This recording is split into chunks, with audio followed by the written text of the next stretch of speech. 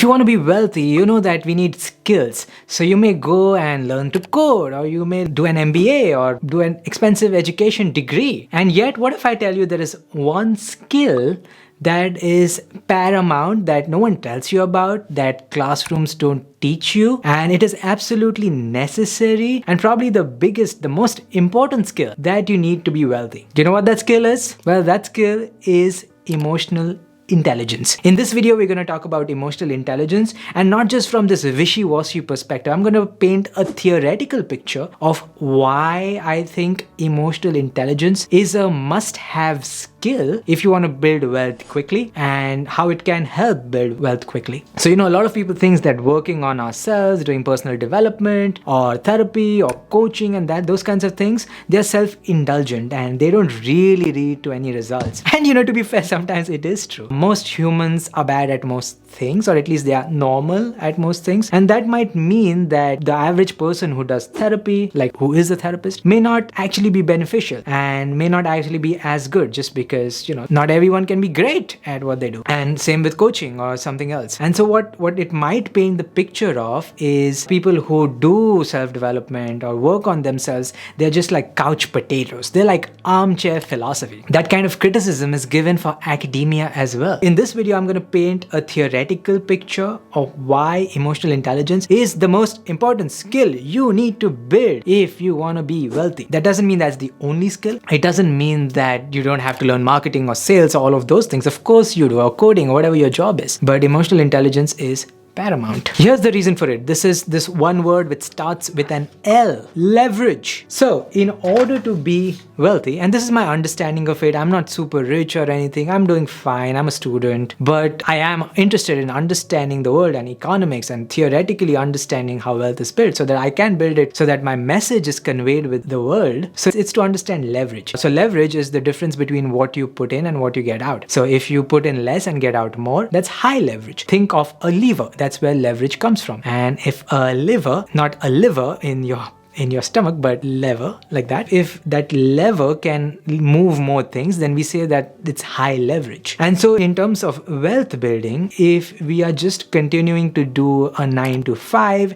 especially if it is lower paid, then it is very unlikely and very difficult to build wealth, because you fundamentally have a set number of hours that you could work on. There's a ceiling, there's an upper limit to how much you can work, and therefore there's an upper limit to how much wealthy you could be. And what happens the moment you stop working? Your income stops. And this is the reason why people who live paycheck to paycheck, despite being extremely hard workers, and I have nothing but respect for everyone, including myself, I'm working paycheck to paycheck, have the most extreme respects for them. But the moment they would stop, then that means the income stops. And that is a very difficult position to be in, because that means your security, your sense of security in this world is taken away. And so if you want to be wealthy, we need to transition from doing lower leverage things, which is a 9 to 5 job. That doesn't mean you should quit your job or anything, but you could aim for a higher salary there, let's say a higher hourly rate, and then take that money and invest somewhere else. But we need to choose a vehicle which has higher leverage. So then what are some vehicles that have high leverage? This diagram from Naval Ravikant is quite helpful. These are like 4 forms of leverage. One is labor. That is essentially your time. Of course, it gets you something. It gets you money. It gets you wealth. And then the next one is capital. The next one is media. And the next one is code. We all know what capital is, we all know what labor is, but media and code are some modern forms of leverages. So take this video for example. Now that I'm recording this video once, it would be available essentially for eternity, and hundreds and thousands of people would watch it. And my effort in it was the same. I didn't put any additional effort to reach 1,000 people. My podcast has been running on for 3 years, and some of the old episodes are still being downloaded. There are more than 20,000 downloads for them. And I'm just like,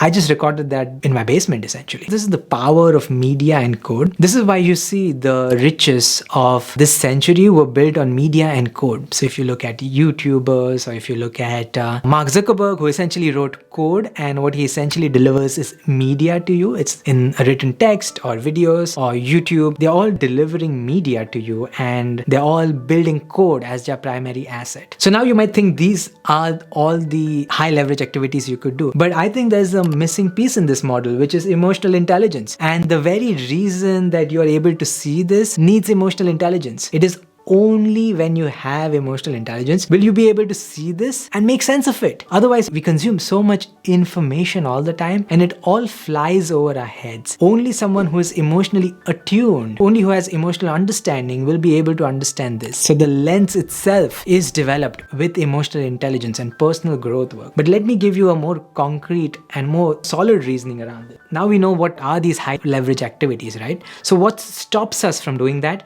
And what I've written here is emotions stop us from pursuing leverage. So we know that perhaps code and media are higher leverage activities, but then you are doing your certain job which does not involve as much code based or media based or even other forms of leverage. What stops us from pursuing something that is higher leverage? So for example, you could easily perhaps make some YouTube videos and in a few years you might make some income. What stops us from doing that? And I would argue that those are fundamentally emotions that stop you. There's a fundamentally an emotional intelligence problem that we are not able to take the leap, that we are not able to make that transition smooth or rough, whatever works for you. So any person who owns a business, let's say, must have had that conversation with their father or with someone, the community, whatever, where they were like, look, this is the different direction I want to pursue. And that fundamentally is an emotional intelligence challenge. The reason why a lot of people are not pursuing high leverage things are because they are not able to have that conversation. They are not able to say no as often. Because the more high leverage things you pursue, you're also saying no to a lot of low leverage things. Again, remember your time is limited, right? So you are going to want to say no in order to create space to say yes to things that are high leverage. So emotions are fundamentally what stops us from pursuing high leverage things because we have a certain level of comfort. We have a certain level of certainty in our day-to-day. And in order to make that transition to pursue something high leverage means you have to step into uncertainty and risk. And a lot of people are not able to do that because they don't have the emotional toolkit that's needed to confront risk and uncertainty. So that's why I think emotional intelligence is an extremely, perhaps the most highest leverage thing you could possibly do. Here are more reasons. Value is emotional. That's right. Value is emotional. Ultimately, the way to make money is to provide value to others. Now, of course, there's all sorts of unethical and inappropriate ways to do that. We are not going to discuss that. But value, the ethical way to do it, and that's the hope of ideal society that, you exchange something valuable and then you get rewarded in return. That's the hope, at least. I understand it doesn't work perfectly like that, but it works imperfectly like that. And so what is this value then fundamentally? Like apart from food and apart from shelter, there's not much need that we have. And the primary value that we want is to feel a certain way. Like ultimately what we're aiming for is a certain states of mind. Now I'm not saying those mind states can just come like hypnotically and there is no material things that bring about that. Of course not. Of course you need some like sense of security. Like for example, if I learn jujitsu, then I feel secure in my own mind. But that is a material thing, but ultimately it leads to certain feelings. It leads to certain mental states. So most fundamentally, emotions are the value you have. When someone is enrolling for a gym membership, yes, they're enrolling for the looks and the fitness and the health, but they're also enrolling for that identity of being a healthy person. They're enrolling for how they would feel when they are healthy. So that's the core idea of value is fundamentally emotional. It's mental states that are fundamentally valuable to us. The way I summarize it is in this phrase, which is mind matters most. Our experience of the world is filtered through the lens of our minds. Now, I'm not saying the external world does not matter. I'm not saying that you should not pursue external things, but ultimately the mechanism by which we know something is good or something is worth pursuing is because we feel a certain way. We have certain mental states. And by feel, I just don't mean like certain emotions. I mean like the whole conglomeration of mental state that we feel. That includes your thoughts, that includes your feelings, that includes your mood and emotional tone. It includes any abstract thoughts that you might have. It includes everything that can be captured in a mental state. And And so mind matters the most because everything that we experience is filtered through the lens of our minds. So it means that the highest leverage thing we could do is work on our minds. That's how you could see that people get rich even without actually objectively making money, because they can make that mental shift and they can reframe things in a way that is emotionally feels good. So for example, if you think that you are not rich, it's a bit of a weird statement, because the generation living now, especially you with the internet, that means that we are wealthier than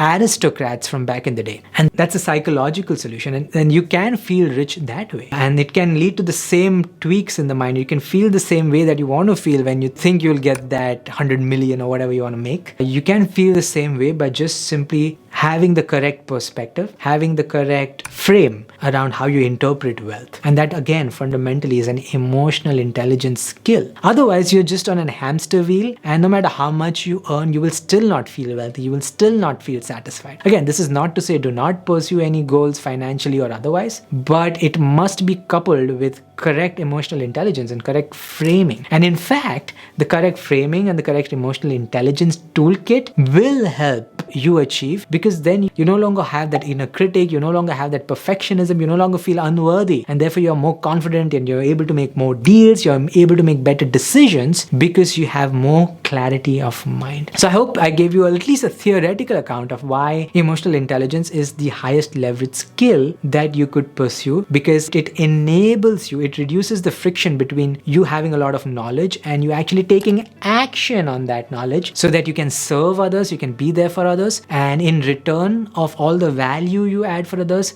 be rewarded.